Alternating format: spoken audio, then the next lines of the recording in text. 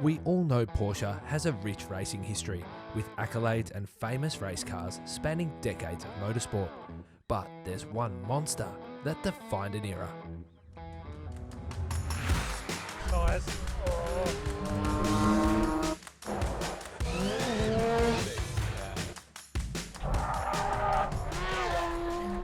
The Porsche 956, one of the most successful race cars ever built. It won every title of the World Sports Car Championship between 1982 and 1984 and earned hero status, setting records along the way. Only 28 were ever made, and this chassis 118 was the last one to ever come out of the Porsche racing division at Weissach. Presented in its original Iseki tractor livery, today it's still a fully functioning race car. But before we get into 118's story, let's go back and try and understand how Porsche developed such a legend. 1982 saw the FIA introduce a new production prototype category called Group C, and with it came new regulations around engine, weight and fuel consumption. Well, the Porsche team didn't hang around. Led by engineer and designer Norbert Singer, the 956 was born with innovations pushing the limits of design. Have a look at this. So it was the first Porsche race car to run ground effect aerodynamics. The air would be directed through the Venturi tunnels under the car, sucking it to the ground. Then, in harmony with the enormous amount of downforce from this gigantic rear wing, the 956 was able to achieve cornering speeds no one thought possible and unlock the top speed of over 350 kph. The power plant is the 2.6 litre twin-turbo flat 6 with 620 horsepower. It was brought over from the 936 as it fit within the regulations. They gave it a new fuel system and a 5-speed synchro-mesh gearbox. It was also the first Porsche race car to be designed with a monocoque. Made completely of aluminium, it created a super strong chassis to meet with FIA safety regulations. And thanks to the monocoque design, the front and rear sections were completely detachable. This meant the 956 could run 2 different aero setups. For most tracks, teams ran the higher downforce setup to enable that maximum cornering speed. The long tail, lower downforce body was reserved purely for Le Mans to hit that 350 down the Mulsanne straight. In 1982, in their first attempt, the factory 956s took first, second and third place. It was Le Mans of 83 that was even more impressive, Porsche taking 9 of the top 10 places. 84 saw the factory cars boycott the race, some fight with the FIA. Well, the private team stepped up and finished in the top 7 places. The 956 dominated this era of the World Sports Car Championship, securing both constructor and driver titles in all 3 years. And if that's not enough success, Chassis 7 completed a lap around the Nürburgring Nordschleife in a lightning 6 minutes and 11 seconds, a record that stood for 35 years. Yes. This is Gary. He's a legend, and he's going to teach me how to climb in the car. Yep. Do you want to demonstrate first? Well, you go in there. You try. All right. Foot on the seat. Grab here. Yep. Okay. Your right leg around the steering wheel. Oh, yep. And then in there. That's it. Can I put my hand there? Yes. Oh, there we go. This is good. Oh, I'm in, I think. Yep. Oh, man. Far out. That's in. Am I in? If you can reach the pedals. Yeah. Well, yes. I mean, my knees are hitting the dashboard. Yep. That's crazy. I'm just taking this in for a sec because it's so small, but it's so intimidating. And then imagine with the door, I mean, how do you even, I don't know if I could even fit a helmet. Could I even drive this thing? That's just kind of a fake second seat, isn't it? Yeah, because it was supposed to be a 2-seater. Yeah. Come and have a look at this. Look at this gearbox down here. Look at that gear shifter there. Look, the H pattern on a bit of gaffer tape. I love that.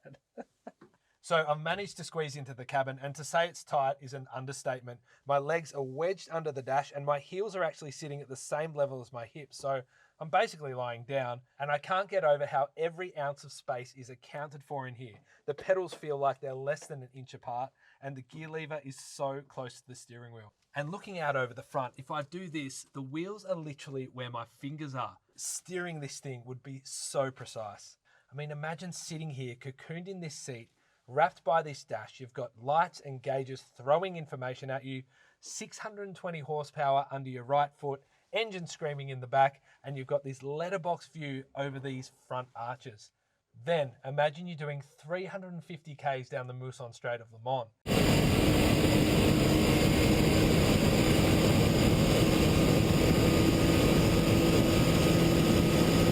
Or staring down the barrel of Eau Rouge at Spa.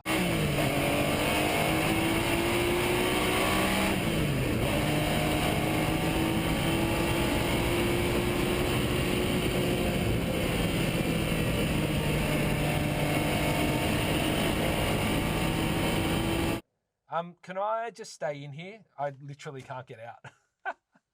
So where does chassis 118 fit into the story? Well, of the 28 cars, chassis 1 to 10 were the factory teams, donning the famous Rothmans liveries. Chassis 101 to 118 were the private teams, built and run completely independently. This car was delivered to Nova Engineering in Japan, built up by the Nova Trust team, and competed in the All Japan Endurance Championship and World Endurance Championship of 84 and 85. Nova Trust were renowned for setting up a fast 956 and absolutely delivered the goods on this car. Its most iconic race was the 84 Fuji 1000 and round 9 of the World Endurance Championship. All eyes were on the dominating Porsches that year, so it was time for 118 to get in on the action. Driver Hans Stuck was quoted saying, "I've driven some well-prepared 956s, but this one is even better." Stefan Beloff taking the first stint in the number 2 Rothmans Porsche, followed by Jochen Mass right behind, Hans Stuck behind, so 3 West German drivers leading the Fuji race. Well, he went on to finish third, right behind 2 factory cars. Beloff, Mass, Stuck. And most notably, miles ahead of any other privately run 956. So, after contributing to Porsche's 84 constructor title and going on to achieve many more accolades in its own right, 118 was eventually retired in 86 as Porsche moved its attention to the 962. But that wasn't the end for this car, as it has to be one of the most active 956s post-retirement. Being sold to the United States, it raced in endurance events all over America. 2007 saw its first appearance in Australia. It's amazing the speed of these cars. And thanks to one Aussie enthusiast, it's stayed here ever since. It's been back in Europe competing in Group C events and being very competitive.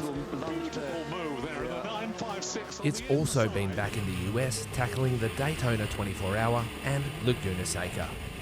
118 was even invited to Goodwood to represent the 956 at the 70th anniversary of Porsche. I think we need to talk about what it takes to keep a race car of this vintage so competitive and so consistent. Well, the engine's been rebuilt and refreshed multiple times, as has the bodywork and suspension, and you can tell by how immaculately it's been presented. The biggest and most recent upgrade was the Motec engine management system to help with tuning and boost control and ultimately help protect the engine's integrity.